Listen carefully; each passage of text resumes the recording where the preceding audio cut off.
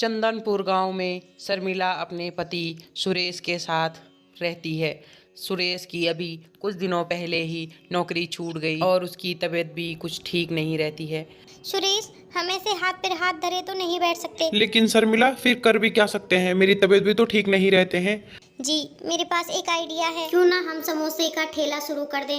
वैसे भी मुझे इतने अच्छे समोसे बनाना आता है, आपको तो पता ही है ना। सुरेश को हार्ट से संबंधित परेशानी थी, जिसके कारण शर्मिला को काफ़ी सारे पैसों की ज़रूरत थी, जिससे वह अपने पति सुरेश का इलाज करवा सके। इसीलिए उसने एक ठेला और कुछ ज़रूरत का सामान ले लिया और अगले दिन से ही ठेले पर काम करना शुरू कर दिया।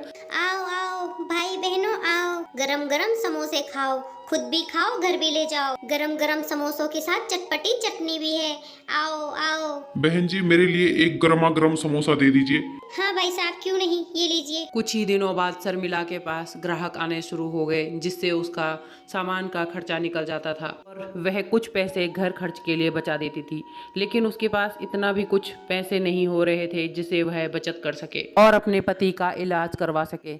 ऐसे ही कुछ दिन बीत गए। एक दिन शर्मिला अपने घर के बाहर खेत में चटनी बनाने के लिए पुदीना, धनिया और हरी मिर्च तोड़ने गई। लेकिन उस दिन धनिया खेत में कुछ ज्यादा नहीं था, इसीलिए उसने देखा कि धनिये के साथ में कुछ हरे पत्ते उग रहे हैं। अरे, आज तो धनिया बहुत कम है। ऐसा करती हूँ, पुदीना और मिर्ची के साथ इन पत्तों को ही पीस लेती हूँ। कुछ देर बाद वह ठेले पर जाती है। अरे शर्मिला, कहाँ रह गई थी? जल्दी से चटनी बना दो, ग्राहक बस आते ही होंगे। तब शर्मिला जल्दी जल्दी सिलबट्टे पर चटनी पीसने लगती है। थोड़ी देर में ग्राहक भी आ जाते हैं, लेकिन आज की चटनी का स्वाद बिल्कुल अलग था और ग्राहकों को बहुत पसंद आ रहा था। अरे वाह भाभी, कितनी अच्छी चटनी बनाई है आपने। इतनी अच्छी चटनी के साथ तो मैं 2 समोसे और खा जाऊं। मेरे लिए 2 और। हाँ, मेरे लिए भी 2 और। बहुत अच्छी चटनी बनाई है आपने। ऐसी चटनी मैंने जिंदगी में नहीं खाई। अब शर्मिला का ढाबा बहुत जोर शोर से चलने लगा। उसके पास ग्राहकों की भीड़ लगने लगी और सभी ग्राहक चटनी के साथ 4-4 समोसे खाने लगे। तब एक रोज जब शर्मिला अपने खेत से चटनी बनाने के लिए धनिया और पुदीने के पत्ते लाई, तभी शर्मिला, तुम इन पत्तों का क्या करोगी? जी, इन्हीं की वजह से तो हमारा काम इतना अच्छा चल रहा है। जब से मैंने चटनी में इन पत्तों को डालना शुरू किया है, तभी से हमारे धंधे में बरकत हुई है और तभी से जो ग्राहक मेरे पास आते हैं, वे रोजाना ही समोसे खाने आते हैं।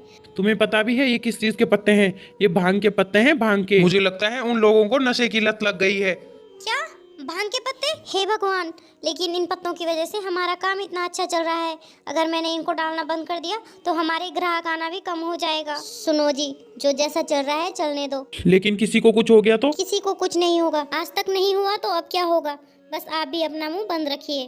तब एक रोज आशीष नाम का लड़का शर्मिला के ठेले पर आया और उससे कहने लगा, भाभी, कल मेरे दोस्त दूसरे शहर से यहाँ आने वाले हैं।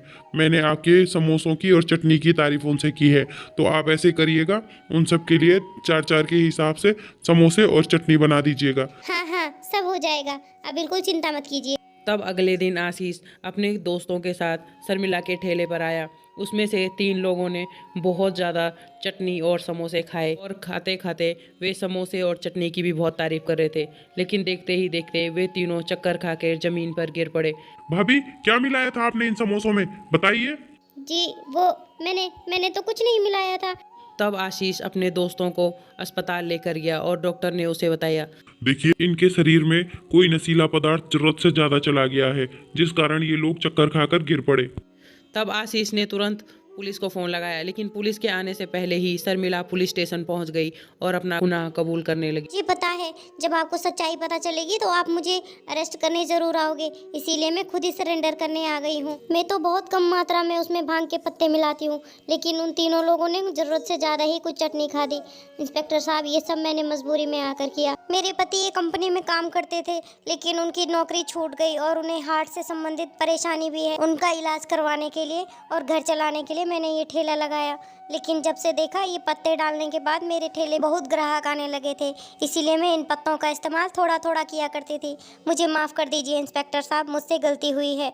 आप मुझे जो सज़ा देना चाहें मुझे मंजूर है। मैं अपना गुनाह कबूल करती हूँ इंस्पेक्टर साहब। अगर आप चाहती तो आप भाग भी सकती थी, लेकिन आपने ऐसा नहीं किया और अपना गुनाह कबूल किया। इसीलिए मैं खुद जज साहब से रिक्वेस्ट करूंगा कि आपकी सजा कम से कम करें। तब शर्मिला को 6 महीने की कैद और 5,000 रुपये जुर्माना भरना पड़ता है। उसके बाद जब वह घर लौटती है तो एक एनजीओ के लोग उनके पास आकर उन्हें 10 लाख रुपए देकर उनकी मदद करते हैं।